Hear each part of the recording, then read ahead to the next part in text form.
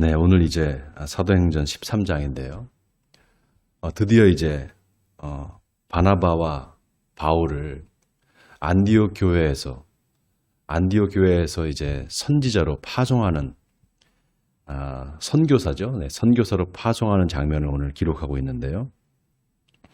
오늘 본문에 보니까 안디옥 교회에 선지자들과 교사들이 있으니 곧 바나바와 니게르를 하는 시므온과 고레네 사람 루기오와 분봉왕 헤롯의 젖동생 마나엔과 및 사울이라 이렇게 나와 있습니다. 여기 보면은 바나바가 우선 나오고요. 니게르라 하는 시므온이 나오는데 이 니게르라 하는 시므온이 무슨 누구냐 하면은요. 바로 여러분 아시다시피 구레네 시몬 혹시 들어보셨죠? 구레네 시몬. 예수님이 십자가에 달려 돌아가실 때 예수님의 십자가를 대신 지어줬던 구레네 시몬입니다. 그 사람이 니게르라 하는 시므온과 동일 인물일 가능성이 많습니다. 이 니게르라는 말은 검은 흑인을 말할 때 니게르라고 합니다. 니그로라는 말이 있어요. 영어의 니그로. 니그로라는 건 이제 흑인을 폄하해서 얼굴이 까만 사람을 폄하해서 부르는 말이 니그로거든요. 니게르라는 말이 거기서 나왔지 않을까 싶습니다. 니게르라 하는 시므온, 바로 구레네 시몬을 말하는 겁니다. 예수님의 십자가를 대신 지어줬던 구레네 시몬, 이 구레네 시몬의 아들이 루포예요, 루포. 근데 이 사도행전에 보면 이 루포의 어머니와 루포가 또 사도 바울을 그렇게 많이 도와줍니다. 그래서 오늘 본문에 보면 이 시므온이 나오고요. 또 구레네 사람 루기오라는 사람이 또 있어요.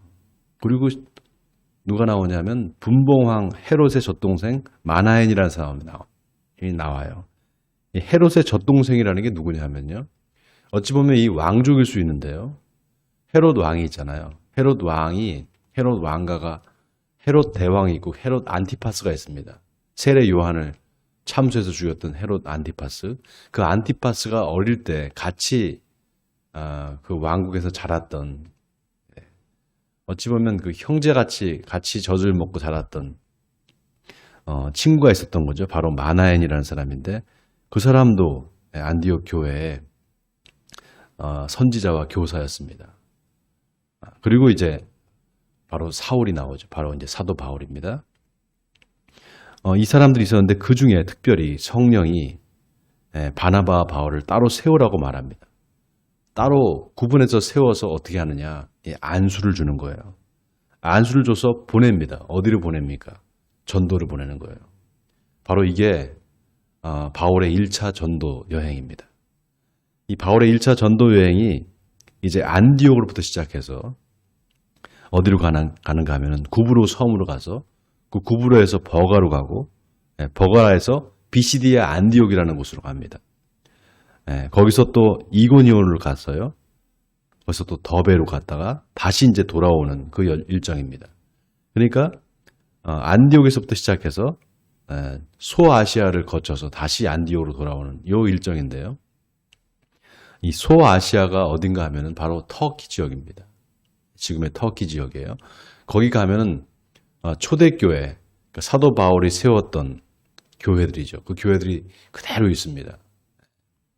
물론 터키가 이슬람 국가가 돼서 거기에 이제 기독교 유적들이 있지만 터키 사람들이 기독교를 믿지는 않죠. 그러나 거기 기독교 유적이 참 많기 때문에 성지순례를 갈 때 예루살렘이 성지고요. 그 다음에 또 한 곳의 성지라고 할 수 있으면 바로 이 소아시아, 터키 지역이 이제 성지순례의 그 코스입니다. 자, 이제 그 바울과 바나바가 1차 전도 여행을 가는데 누구를 데려가는가 하면 바로 바나바의 생질인 요한을 데려가는데요. 이 마가라 하는 요한입니다. 바로 마가복음을 기록한 그 마가입니다. 이 마가의 어머니가 마리아라는 사람인데요. 바로 바나바의 여동생입니다. 여러분 마가 하면 뭐가 생각이 나세요? 마가복음을 기록한 마가지만 마가의 다락방이 생각나잖아요. 마가의 다락방. 그러니까 마가가 조금 이 예수님의 제자들보다는 조금 나이가 어립니다. 연배가 어려요. 근데 어릴 때 이제 자기 어머니가 마리아잖아요. 그 마리아가 그 다락방을 내준 거예요. 예수님한테. 공간을 빌려주고 거기서 예배드리고 거기서 하나님의 말씀을 전하고 또 심지어 거기서 이제 성령 임재를 그 오순절에 성령이 임하잖아요. 놀라운 역사가 이 마가의 집에서 일어나죠. 그 마가를 데리고 갔어요. 그런데 오늘 본문 6절에 보면 먼저 이제 그 어디로 가는가 하면 구브로에 갑니다. 이 구브로가 어딘가 하면 바로 키프로스라는 섬이에요. 굉장히 큰 섬이 있습니다. 지중해에. 이 구브로가 바나바에 태어난 곳입니다. 고향이에요. 그러니까 거기로 간 거죠. 거기 갔는데 바보라는 곳에 이르러서 바예수라는 유대인 거짓 선지자를 만납니다. 이 바예수 이름도 바예수예요. 이 바라는 말이 아들이란 뜻이에요. 그러니까 바예수 그러면 예수의 아들이다 이런 뜻이죠. 근데 또 그 지명이 또 희한해요. 바보예요, 바보. 바보에 사는 바예수. 거짓 선지자입니다. 이 거짓 선지자를 만나는데 오늘 본문에 보니까 마술사라 그랬어요. 마술사. 거짓 선지자이면서 마술사. 박수무당을 말하는 겁니다.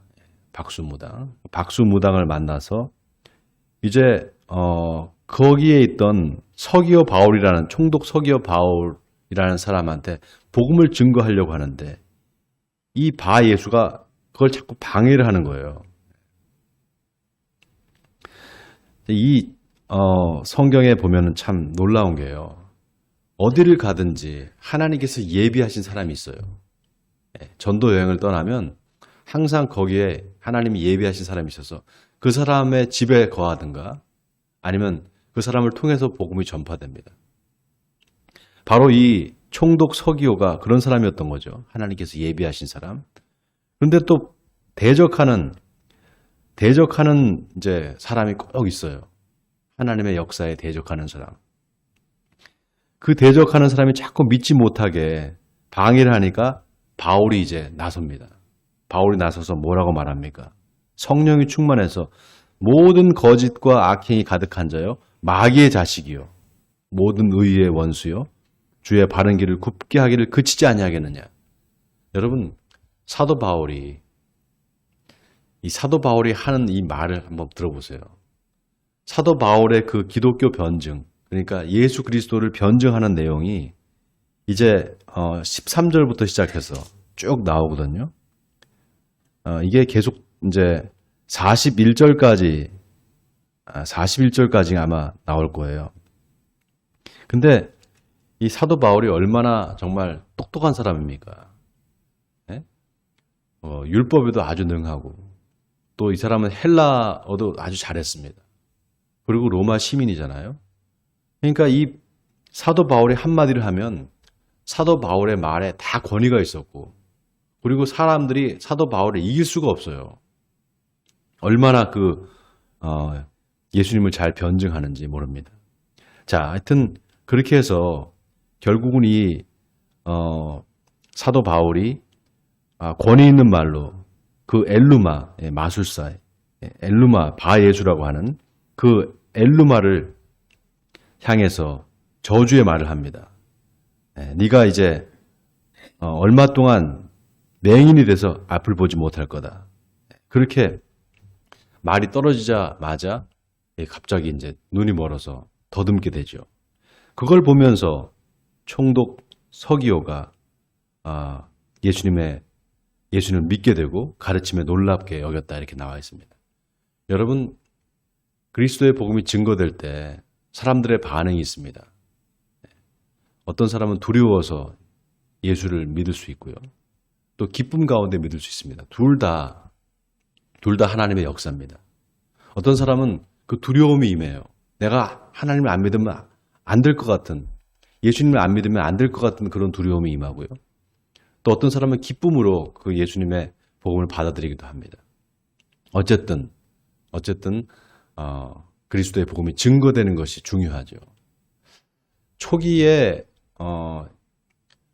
예수 복음을 증거할 때 바나바와 바울이 어디를 갔는가 하면은 항상 회당을 찾아갑니다.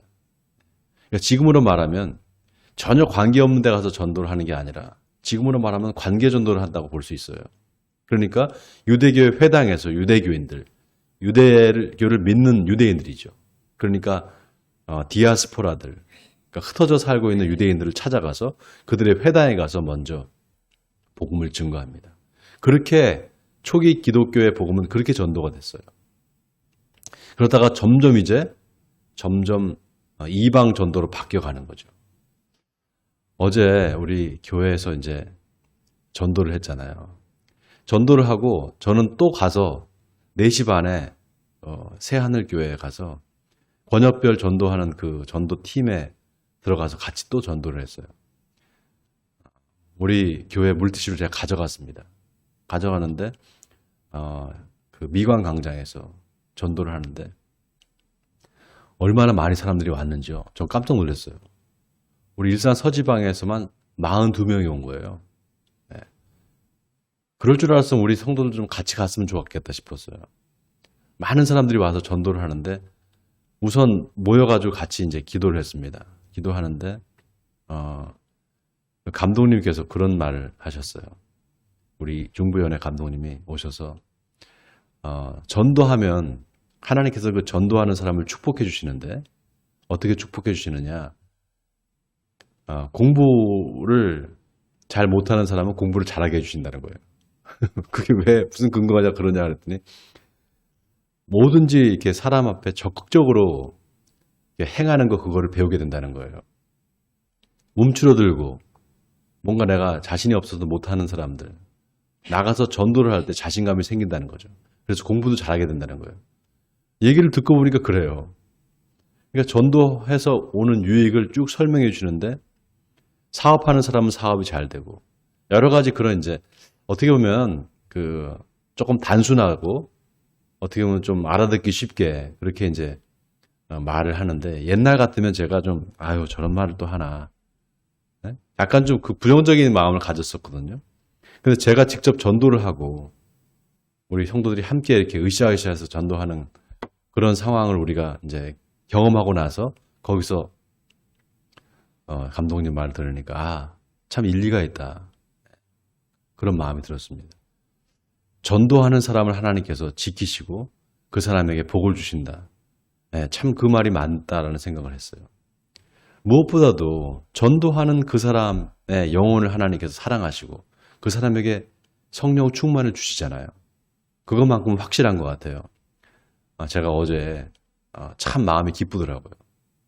그러니까 하루 종일 그 마음이 기뻤습니다. 특히 우리 아이들이 가서 그 전도 티슈를 전달하는 것을 보면서 아이들은 정말 순진하잖아요. 우리 호영이, 찬영이, 승우가 가서 이렇게 물티슈를 주니까 그 아이들이 주는데 안 받겠어요? 받잖아요. 어떤 할머니, 할아버지는 아이가 주니까 당신이 갖고 있던 과자를 주면서 이쁘다고 그랬다는 거잖아요. 그러니까 그런 순수한 마음이 우리한테 있다면은 아이들은 그런 거침이 없습니다. 뭐 창피하는 것도 없는 것 같아요. 그냥 가서 막 주라니까 그냥 순종하잖아요. 그걸 보면서 우리도 그런 하나님의 말씀에 순종해서 내가 이렇게 전도를 하면 하나님께서 기뻐하시고 그걸 다 지켜보고 계시는구나. 그런 생각을 했습니다. 그리고 또 어제 보세요. 어제 주일 예배에 그 인천에 사시는 성도님이 오시는 거 봐요. 주일날 아침에 그 얘기를 했는데 바로 하나님께서 그렇게 직접 눈으로 보여주시는 거예요. 하나님이 지켜보고 계신다는 것을. 우리 교회를 항상 지켜보고 계시고 하나님이 살아계시다는 것을 눈으로 보여주는 거죠. 어제 많은 감동을 받고 어제 또 도전을 받았습니다. 우리 에베네셀 교회가 참 좋은 게 이 일산역 광장에서 이제 전도를 하면 바로 여기 앞에 있습니다라고 말할 수가 있잖아요. 그러니까 사람들이 어디요 하다가 우리 간판을 찾아서 보는 거예요. 얼마나 전도하기가 좋습니까? 앞으로 계속 매주 그렇게 전도하는 우리 에베네셀 교회 성도들이 됐으면 좋겠습니다. 그래서 하나님 앞에 영광 돌리는 우리 에베네셀 교회 성도들이 되기를 주님의 이름으로 간절히 축원드립니다.